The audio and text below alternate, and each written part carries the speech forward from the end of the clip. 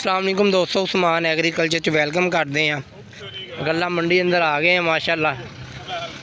धड़ा धड़ गंदम अज आ रही माशाल्लाह, बड़ी ज़बरदस्त गंदम पई हुई है। 1 2 3 4 6 ढेरियां पईयां हुई माशाल्लाह। इत्थे देखते हैं आ ढेरी की रेट से बेचती है।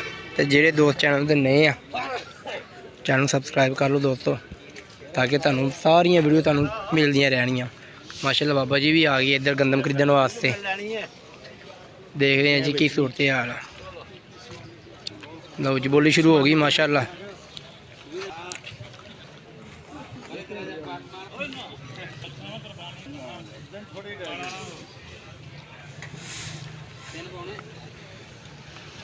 लो जी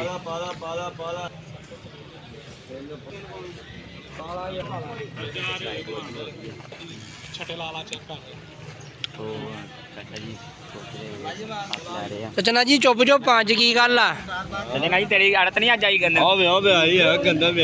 उत्थे आके बोलना बंद हो गया। लो जी दोस्तों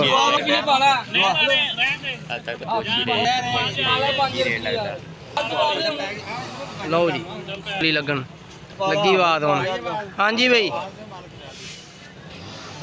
माशाल्लाह 740 नहीं चाचा 2740 चाचे ने परेशान 740 क्या 240 रुपये गंदम विकी लै जी दोस्तों।